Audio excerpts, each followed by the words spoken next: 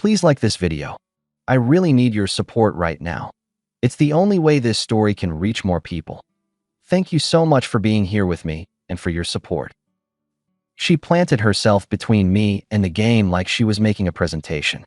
Arms folded, chin up, voice steady like she'd rehearsed it in the mirror. Starting today, I want to see other people and still come home to you. I muted the TV. I waited for the punchline. She didn't blink. So, I tested the edges. This openness, just for you? Amber lifted a shoulder. Your stability. I want passion. Great, I said without heat. Then heads up, I already have a girlfriend. Her mouth fell, then snapped. No, that'd only be for me. So a one-lane road with my name on the curb, I answered. Got it. She stood there, quiet, measuring. I could have argued, begged, whatever script she expected. Instead, I made a note. This wasn't a wobble. It was a new model. If I'd known where it was headed, I might have set down my fork sooner. She tried again. We can be mature about it. I am, I said, reaching for the remote. You're free. You're not taking this seriously. I am. You wanted different rules. I'm adjusting. Her eyes held mine, flat, and sure she had leverage. The game clock kept running on mute. She let the silence do the work and walked off like she'd closed a deal. The smell of dish soap drifted from the kitchen. I watched the score and made a decision that didn't need fanfare. The next evening, she stepped out of the bedroom in silk and perfume, the kind that announces itself. Purse on the crook of her arm. Don't wait up, she said, casual like we'd always been that way. Wouldn't dream of it, I replied. I pulled on my jacket as if to take out the trash. She arched an eyebrow at the deadbolt in my hand, then smiled like she knew everything about me and nothing all at once. She left. I changed the lock. The new key turned clean. I twisted out the porch light bulb and clicked off the hallway switch. Then I set my phone to vibrate, made a sandwich, and answered emails until the house settled into a calm I hadn't tasted in months. Sometime after midnight came pounding on the door. Not a knock, a demand. I slid the living room window up 2 inches. What are you doing? Her face was a pale oval in the dark. Sleeping, I said. You? Open the door. This is my house too. I corrected. You changed the terms yesterday. I'm matching your energy. You're being cruel. You asked for freedom, I said, no heat. Looks like this. I'll remember this. She threw up, voice shaking now. Good. I shut the window without drama. I heard her breath catch, then footsteps on the porch, a car ignition, tires. The neighborhood went quiet again. I brushed crumbs off the coffee table, turned off the TV, and slept. Morning, I showered, made eggs, and drove to the bank before work. At the counter, I moved our joint funds into a personal account with my name only, left enough to keep the account technically alive, and set alerts on every transaction. I added a freeze on new cards. The manager gave me the professional smile people give when they've seen this movie before. At the office, I walked the warehouse floor like I always do. Count pallets, check the staging, shake hands with guys who lift more than they talk. I keep order for a living. It's not glamorous, but trucks leave full and on time because I make simple rules and enforce them. Around 10, Amber showed up in a coat that still had last night's perfume clinging to it, cheeks bright from the cold and anger. She didn't wait for me to come to the lobby. She came straight into distribution, right where my team could hear. I can't log into our account, she announced, straight through to the point. What did you do? I kept my voice low, the way you do in a warehouse where echoes travel. You mean my account? We are married, she said, scanning faces for allies. You can't just. You said you wanted separate lives with shared benefits. I checked my clipboard, then looked up. I made the benefits match the choice. This is abusive, she said louder. Maybe hoping volume would make it true. This is my workplace, I answered. You're on my time and my floor. Keep it respectful or step outside. That took the air out of her for a second. She swallowed. You're overreacting. Settle your plans with your resources, I said. That's the adult version. You'll regret this, she hissed. Noted. I nodded to the dock supervisor. Lane 3, we're behind. She stood there, realizing there'd be no scene to feed on. Then she spun and left. A forklift beeped. Someone coughed to cover a chuckle. I didn't talk about it with anybody. I didn't need a peanut gallery. I needed my day back. By afternoon, Her social media started doing what hurt feelings do when they need an audience. A selfie with wet eyes, a caption about silence as a weapon, vague lines about control, subtle monsters, safe homes turned cold. Nothing explicit, just enough for people to fill in the blanks with whatever made them feel wise. I didn't reply. I screen captured everything, header and timestamp.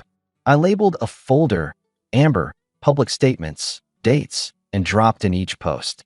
I didn't comment, didn't correct, didn't feed it. I sent the folder to an attorney a friend recommended, Mr. Patel. He wrote back in 2 lines, received. We'll proceed stepwise. Stay quiet online. Around 7, while I was loading leftovers into containers, the front door opened with my new key and then closed. Amber cleared her throat. I didn't turn. I let plastic lids click. This was a bad conversation, she ventured, voice softer now, like she was smoothing a sheet. I got carried away. You were precise, I answered. You want your fun and my resources. Her shoes made a small sound on the tile. We're not enemies, Nick. I'm not your sponsor either. A breath. I'll cook. We can talk. I ate, I said, sliding a container into the fridge. And we talked last night. That wasn't a talk, she said, trying for a warm laugh that didn't land. That was you doing your little, she caught herself. Your boundaries. Right, I said. Keep those in mind. Can I at least get a new key? Not today. Her tone thinned. You're making this harder than it needs to be. No, I said, wiping the counter. You are. We didn't fight. We coexisted in the kind of polite quiet that happens when 2 people have stopped pretending they share values. She went to bed early and slept on the far edge. I took the small bedroom and shut the door. Let me pause the story for just a second. If you're still here, please hit the like button. It really helps YouTube recommend this story to more people. Thank you so much for your support. Now, let's get back to the story. Thursday, she left a to-go cup on the counter at dawn with a sticky note, for your long day. The first sweet gesture in weeks. I poured it into the sink. Not because I'm vindictive, because I like knowing what I'm drinking. That's not paranoia, that's adulthood. On my way out, I took a picture of the note and saved it with the other screenshots.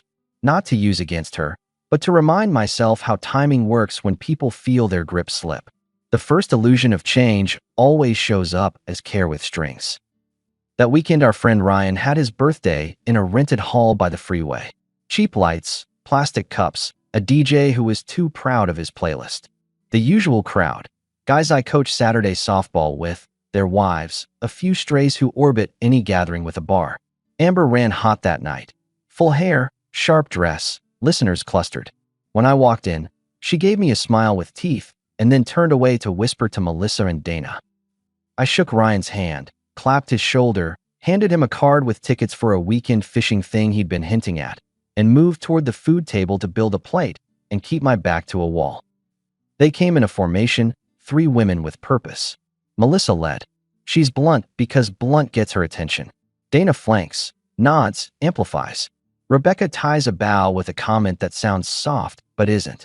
Nick, Melissa started, making sure people nearby heard. She's in a tough spot. Can't you ease up?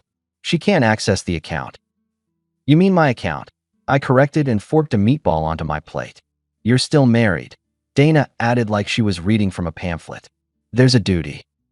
There's a choice, I replied. She made it. I'm matching it. Rebecca took a sip from her cup. Maybe keep it off the internet. She's upset. You know how people post. I'm not posting, I said. She is. She's exploring, Melissa pressed. It's not a crime to want more than routine. It is when your more is powered by someone else's wallet, I said and set down the fork. You can't straddle both worlds and call it growth. You're punishing her, Dana accused. I'm not handing out rewards for disrespect, I replied. She's scared, Rebecca offered. She's organized, I countered. That's different. Melissa leaned in. You loved her. You still do. Help her through this. Unlock the account. I tilted my head. I'm not financing a rebellion I didn't approve. Wow, Dana said. Cold. Accurate, I said. There's a difference. A few nearby faces turned. I didn't raise my voice. I didn't need to. The DJ shifted to a slow track nobody asked for. Amber glanced over, saw us, and smiled like a director who approves of how a scene is unfolding. Then Jenna arrived. She's been in our circle forever, mostly close to Amber. Teacher, quick mind, a way of saying things that makes a room reset. She took in the tableau and stepped in like a referee who also owns the court. Melissa, Jenna said, you left out context. Amber told me she was going to crack Nick's reputation to control the story. Those were her words. So maybe stop pushing him to pay for a narrative he didn't write. Melissa's mouth opened. You're exaggerating. Jenna shook her head once. No, I'm not. Amber drifted closer, voice honey sweet but tense. Jenna, that's not. You said it, Jenna cut in. In my car 2 nights ago, outside my place. You asked me which hashtags would get traction. She looked at me. You good? I'm working, I answered. Thanks for being specific. Amber's smile went glassy. I'm not the enemy here. Then act like a partner, Jenna replied. Not a PR department. Dana bristled. Jenna, you're out of line. I'm in line with facts, Jenna shot back. The room recalibrated. You could feel the sympathy bubble lose air. Amber's audience thinned by a person or two, which is all it takes. I finished my plate and went outside for air. Cold night, neon buzzing from the sign, the smell of cheap beer and the highway. Jenna followed after a minute with 2 coffees from the catering table. She handed me one. No sugar, she said. I remember you never take it. Appreciated, I said, and we stood there watching a patrol car glide past, not stopping. Thanks for the straight talk in there. I'm done gently carrying stories that get used to hit people, she said. What are you going to do? Keep it boring, I said. I'll send the folder to Patel. If she keeps aiming at my name, we'll put it on paper and let the right people read it. Jenna nodded. Do you need anything? I need to stop discussing Amber, I said, not unkind. How's your class load? We talked about books and kids' essays and why teenagers keep choosing the same topics. No flirting. Just 2 people who like clarity. She made a joke about grading being the slowest form of justice. I laughed once and meant it. In the days after, Amber switched to public push mode. More posts about stone walls and power games, photos of her hand near a window with rain on it, captions about forgiveness and growth pointed like arrows at me, but phrased like poetry class. Friends of friends slid into my messages with paragraphs about how men can learn, as if this was a course. I didn't engage. I put each message in the folder. I kept moving through my week. Morning runs, work, dinner alone, a couple of coffees with Jenna in daylight places where nobody could spin anything. We didn't talk about Amber. That became a quiet rule. I wouldn't use one woman to process another. Amber's first soft pivot came on a Sunday. She was in the kitchen when I came back from the hardware store, buying a second deadbolt for the back door because I prefer redundancy to speeches. She had a pan going, the smell of garlic, the easy domestic soundtrack she used to play on autopilot. I made your favorite, she said, like we'd hit rewind. She set a plate in front of me, not asking if I was hungry. We should reset. We're past reset, I replied, sitting but not touching the fork. You're punishing me, she tried. I'm putting skin on your terms, I said. I can fix this, she said, leaning on the counter in that way that used to turn my head. We got lost. People get lost. We didn't get lost, I said. You left the path and asked me to hold the map and the snacks. You're heartless. No, I said evenly. I'm tired of paying for someone else's thrill and getting lectured when I cancel the card. Can we at least be civil? She asked, smaller.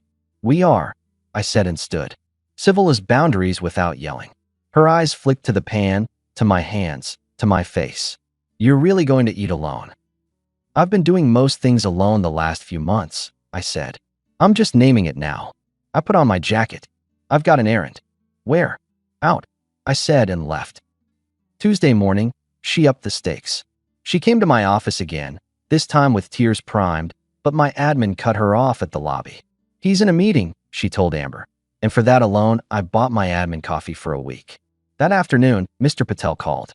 I've drafted a complaint, he said. It's narrow, false public statements that harmed your reputation. We'll ask for a retraction order and damages to cover your costs. It's a boundary, not a war. You okay being patient and calm in a room with a judge? I sort freight for a living, I said. Patience is muscle memory. He chuckled. Good. Keep your online footprint clean. No replies. No comments. Let documentation do the talking. The second change from Amber came 2 days later, bigger and sweeter. She came into the living room with a new phone plan printout. "I put you on my family plan," she said, like it was a prize. "It's cheaper. We can save." "Take me off," I answered. She blinked. "I'm trying to show I care. You're trying to reattach a string." She set the paper down harder than necessary. "Everything with you is a test now." "No," I said. "With you, everything is a lever. You're impossible. You're transparent." She stared at me for a long breath. Then she did the thing she does when she knows she's not winning. She laughed like it was cute that I was stubborn, kissed the air near my cheek, and murmured, "You'll come around." She doesn't know me as well as she thinks. At Ryan's the next weekend, she unveiled a new tactic. She told a cluster of people I was with someone already.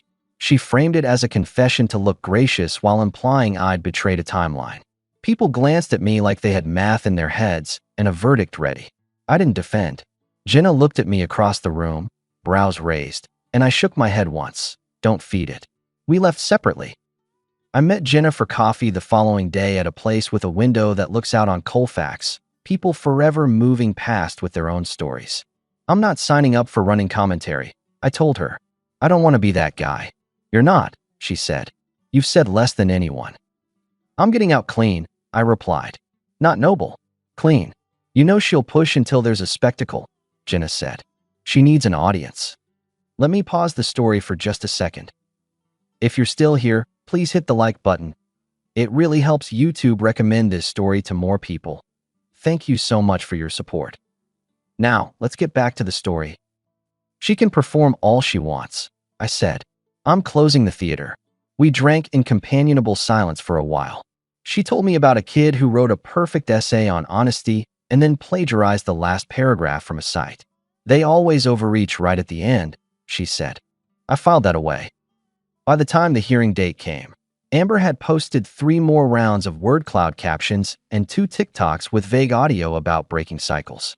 Mr. Patel walked me into a wood-paneled room with a bench, a flag, a judge I'd never met.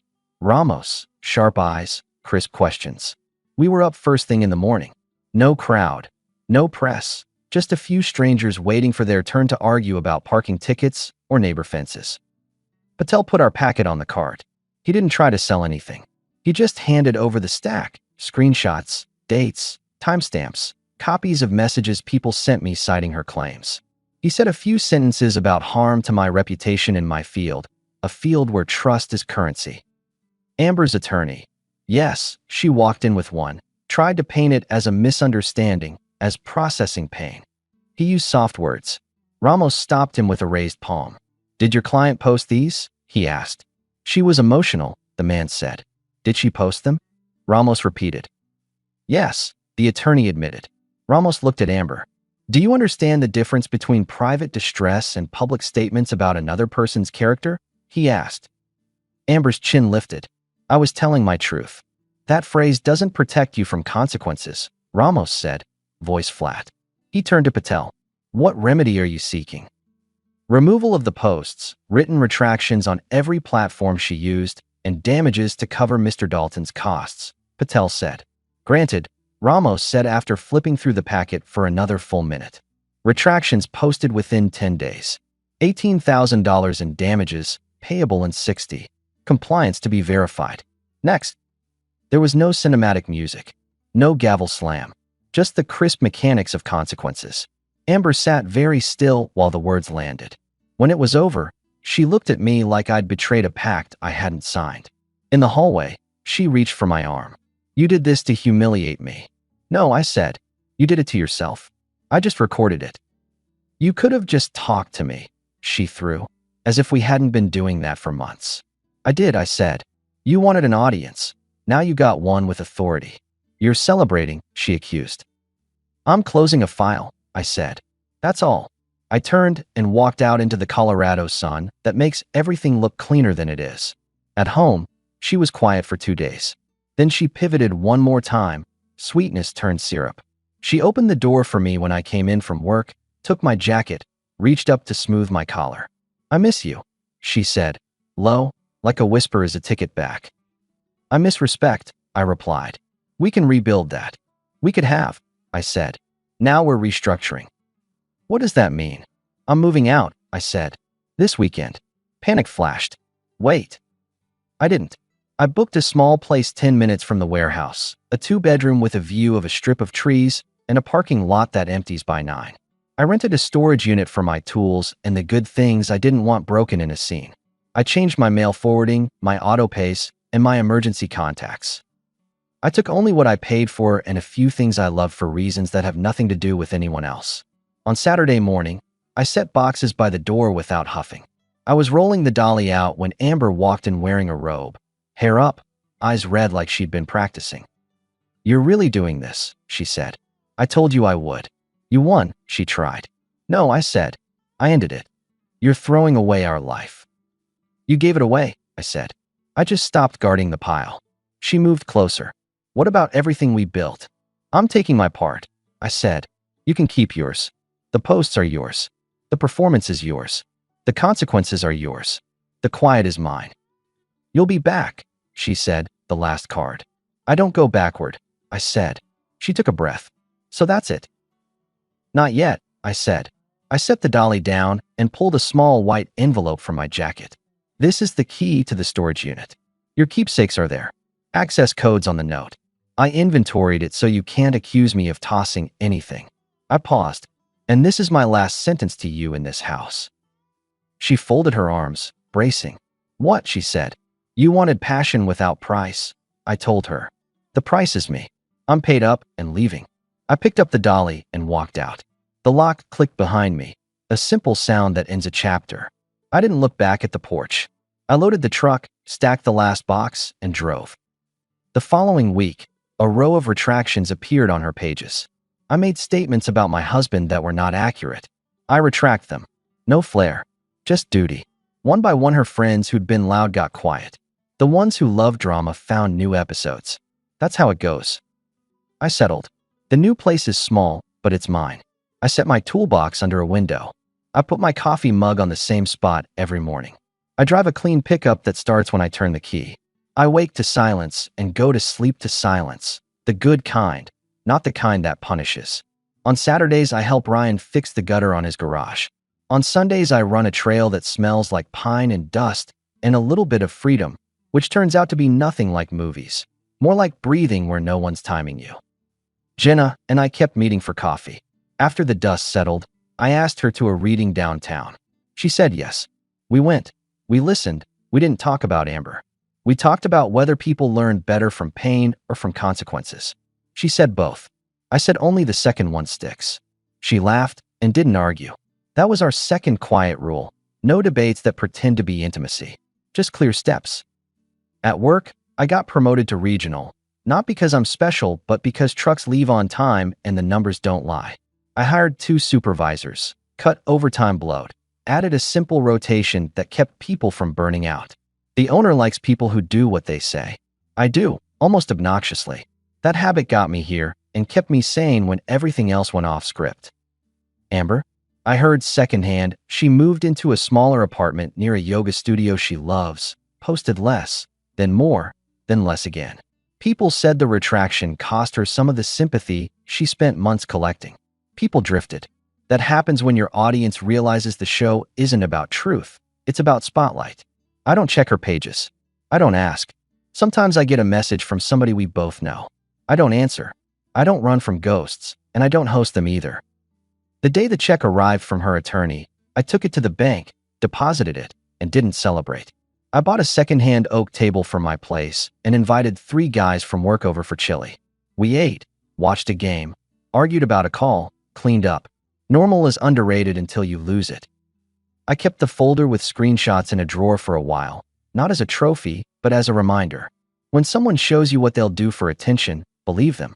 When someone tells you they want everything plus your respect on layaway, deliver the invoice and step aside. Months later, Jenna and I took a drive up into the foothills. We stopped at a diner with bad coffee and a waitress who kept calling us Han in a way that didn't feel fake.